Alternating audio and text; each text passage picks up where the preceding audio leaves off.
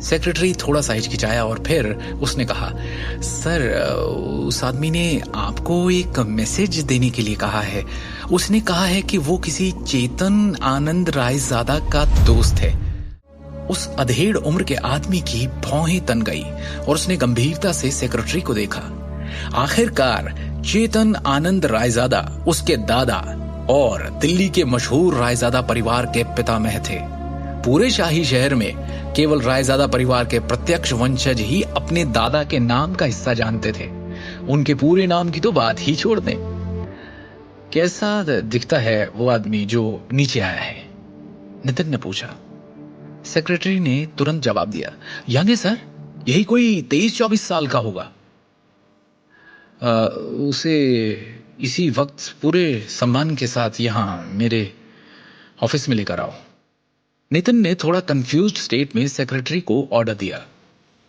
5 minute बाद शिवम को secretary द्वारा 36वीं मंजिल पर डायरेक्टर के कार्यालय में लाया गया। और जैसे ही शिवम ऑफिस के अंदर आया, वो नितिन के सामने एकदम भरकर बैठ गया। उस अधेड़ उम्र के व्यक्ति जो उस कंपनी का डायरेक्टर है, उसने उसे गंभीर भाव से देखा। क्या मैं पूछ सकता हूं आप कौन हैं सर? क्या आप इसे पहचानते हैं? शिवम ने वो हरा जेड पत्थर जो उसे निशानी के तौर पर गुरुजी से मिला था, उसे निकालते हुए कहा। उस जेड पत्थर की सतह को जटिल पैटर्न के साथ उकेरा गया था, जबकि चरित्र रायजादा को केंद्र में अंकित किया गया था। ये तो... नितिन ने हैरान भाव से उस हरे पत्थर को देखा। उसका दिमाग अभी भी अस्पष्ट था और उसमें हजारों सवाल थे। ये जेड शहर के रायजादा परिवार से किसी की पहचान और कनेक्शन का प्रतीक है। ऐसे केवल कुछ ही पत्थर तैयार किए गए थे, यहां तक कि खुद नितिन के पास ऐसा एक भी नहीं था। अब कृपया एक क्षण प्रतीक्षा करें, तब तक मैं आनंद जी को आमंत्रित करता हूं, नितिन ने सम्मानजनक स्वर में कहा। इस युवक को नाराज करने की हिम्मत नहीं थी उसमें, जो अभी भी उसके लिए एक राज था। शिवम ने हां में सर हिलाया। कुछ ही समय बाद नितिन सफेद बालों और दाढ़ी वाले एक बूढ़े व्यक्ति उनके साथ ऑफिस में लौटा। नितिन थोड़ा पीछे हुआ और वो आगे आए। नितिन सिर्फ बिजनेस के प्रबंधन का प्रभारी था। दूसरी ओर उसके परिवार के रहस्यों से संबंधित अन्य सभी मामलों को आनंद जी द्वारा नियंत्रित किया जाता था, जिसे नितिन के पिता ने भेजा था। वो बूढ़ा करीब 60 की उम्र का होगा, लेकिन उनकी चाल में सर्प जैसी तेजी थी। इसके अलावा उनकी तेज आंखें जोश से भरी थी, जबकि उनके शरीर में उच्च आत्माओं का उत्सर्जन था। शिवम के हाथ में जेड टोकन को करीब से देखते हुए बूढ़े ने एक सांस लेने से पहले अविश्वास में देखा और अपना परिचय दिया। मैं हूं जतिन आनंद। क्या मैं आपका शुभ नाम जान सकता हूं sir? Shivam. Brother Shivam Raizada group के लिए जेड टोकन लाए हैं। मुझे माफ करें, लेकिन क्या मैं आपकी पहचान का परीक्षण कर सकता हूं? जरूर। शिवम ने हां में सिर हिलाया। जतिन को एक नजर देखते ही शिवम बता सकता था कि वो एक साधारण बूढ़ा आदमी नहीं था। इसे देखकर एक बात तो साफ थी कि जतिन आनंद तक्षक विद्या की दुनिया में एक विशेषज्ञ थे।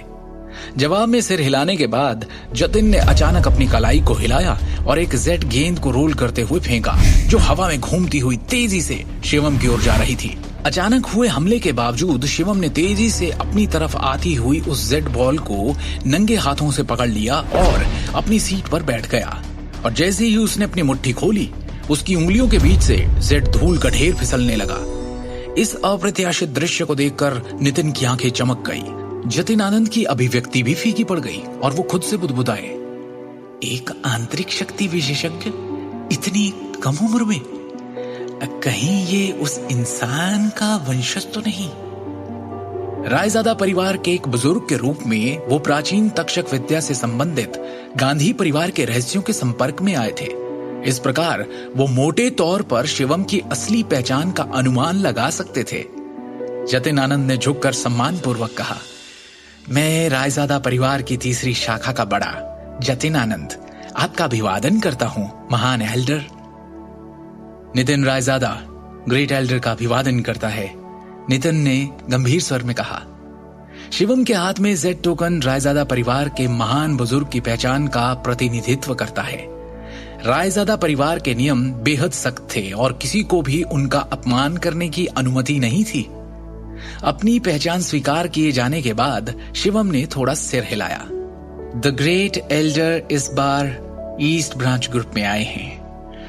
क्या मैं आपके लिए कुछ कर सकता हूं? जतिन ने गंभीरता से पूछा और उनके इस सवाल पर शिवम के अंदर हजारों बातों का तूफान सा उठ पड़ा। आगे की कहानी जानने के लिए देखिए अगला एपिसोड सिर्फ पॉकेट एफएम के यूट्यूब चैनल पर और शिवम द हिडन वॉरियर के सारे एपिसोड्स को सुनने के लिए डिस्क्रिप्शन में दी लिंक से डाउनलोड करें पॉकेट एफएम ऐप।